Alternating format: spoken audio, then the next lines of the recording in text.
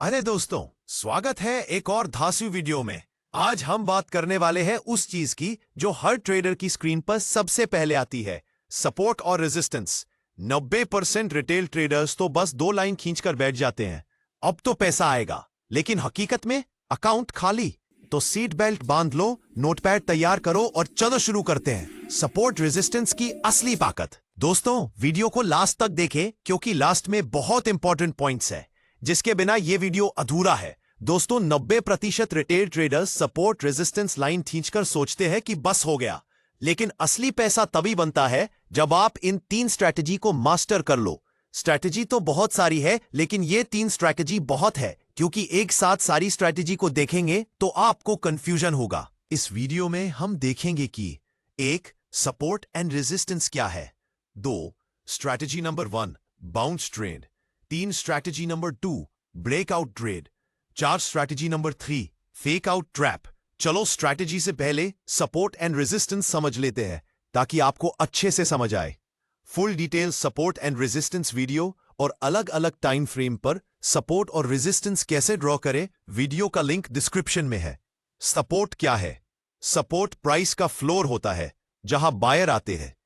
3 touch rule है, कम से कम 3 बार bounce हो तो स्ट्रॉन्ग सपोर्ट माना जाता है।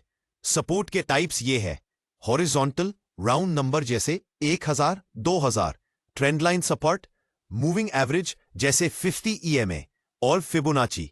#2 रेजिस्टेंस क्या है?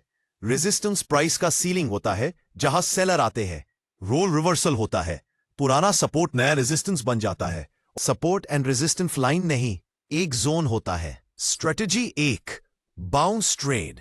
इस स्ट्रेटेजी का कॉन्सेप्ट है, जब प्राइस सपोर्ट पर थक जाए तो बाउंस आएगा। एंट्री के कुछ स्टेप को समझ लेते हैं। स्टेप 1 सपोर्ट जोन में प्राइस एंटर हो। स्टेप 2 कैंडल पैटर्न चेक करो, हैमर, डोजी या बुलिश एनगल्फिंग। स्टेप 3 RSI 35 से कम हो यानी ओवरसोल्ड। स्टेप 4 वॉल्यूम एवरेज से कम हो मतलब सेलर थक गए। स्टेप 5 कंफर्मेशन के लिए अगली कैंडल का हाई ब्रेक हो। स्टेप 6 एंट्री कैंडल ब्रेक के बाद हाई के ऊपर कैंडल क्लोज होने के बाद एंट्री करो। अब इसे लाइव एग्जांपल से समझते हैं। यह चार्ट 5 मिनट टाइम फ्रेम पर है। यहां पर एक सपोर्ट ड्रॉ कर सकते हैं। यहां पर प्राइस का 3rd टच आया है, सपोर्ट जोन पर हैमर और बुलिश हरामी कैंडल बनी है। अगर आपको कैंडल स्टिक के बारे में पता नहीं है तो प्लेलिस्ट का लिंक डिस्क्रिप्शन में है। यहां पर RSI 28 है। जब भी बुलिश हरामी कैंडल के हाई के ऊपर दूसरी कैंडल की क्लोजिंग होगी तब हम ट्रेड में एंट्री लेंगे। स्टॉप लॉस सपोर्ट एरिया के नीचे होगा और फर्स्ट टारगेट पहला रेजिस्टेंस होगा। Strategy 2 breakout trade. इस स्ट्रैटेजी का कॉन्सेप्ट है, जब रेजिस्टेंस टूटता है तो नया ट्रेंड शुरू हो जाता है। एंट्री के कुछ स्टेप को समझ लेते हैं।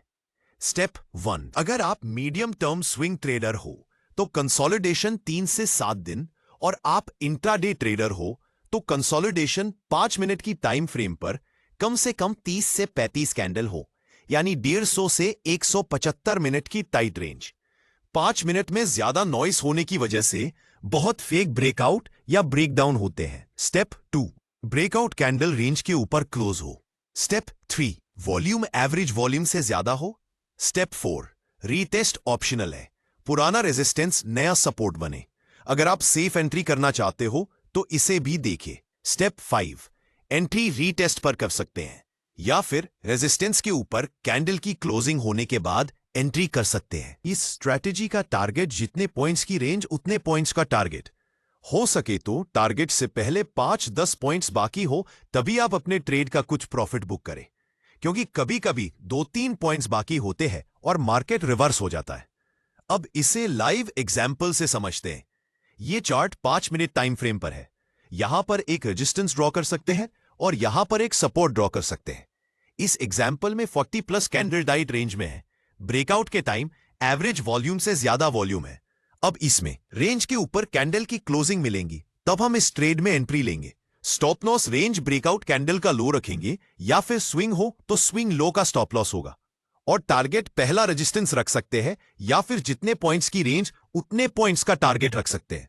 ध्यान रखें कि 5 मिनट पर ज्यादा फॉल्स ब्रेकआउट होते हैं, इसलिए क्लोजिंग के बाद ही एंट्री करें। अगर आपको फेक ब्रेकआउट और रियल ब्रेकआउट पर डिटेल में वीडियो चाहिए तो कमेंट में बताएं। स्ट्रैटेजी 3, फेक आउट ट्रैप यानी प्रो लेवल रिवर्सल। इस स्ट्रैटेजी का कॉन्सेप्ट है, जब मार्केट रिटेल को ट्रैप करे तो हम उल्टा चलेंगे। एंट्री के कुछ स्टेप को समझ लेते हैं। स्टेप 1, रेजिस्टेंस का ब्रेकआउट हाई वॉल्यूम पर होना चाहिए। स्टेप 2, अगली 1 से 2 कैंडल में रिजेक्शन हो लॉन्ग अपर विक के साथ, जैसे शूटिंग स्टार डोजी। स्टेप 3, अगर वॉल्यूम ड्रॉप हो तो मान सकते हैं कि फेक है। स्टेप 4, ट्रेड में एंट्री रिजेक्शन कैंडल के लो ब्रेक पर करेंगे। अब इसे लाइव एग्जाम्पल से समझते हैं। ये चार्ट 5 मिनट टाइम फ्रेम पर है। यहां पर एक रेजिस्टेंस ड्रॉ कर सकते हैं और यहां पर एक सपोर्ट ड्रॉ कर सकते हैं। यहां पर हाई वॉल्यूम के साथ ब्रेकआउट हुआ है। यहां पर हम फेक आउट स्ट्रैटेजी से एंट्री कर सकते हैं, क्योंकि यहां पर एंट्री के सारे स्टेप फॉलो हो रहे हैं। यहां पर ब्रेकआउट के बाद लंबी विक वाली रिजेक्शन कैंडल है, जो हमें सेलिंग प्रेशर का संकेत देती है। जैसे ही इस कैंडल का लो ब्रेक होता है, तब हम इस ट्रेड में एंट्री लेंगे। टारगेट पहला सपोर्ट लेवल होगा और स्टॉप लॉस रिजेक्शन कैंडल का हाई रखेंगे। अब आपके मन में एक सवाल होगा कि यहां पर हमने ब्रेकआउट स्ट्रैटेजी से ट्रेड क्यों नहीं किया। यहां पर आप आरएसआई देखोगे तो 35 से कम नहीं है, उल्टा 70 के आसपास है।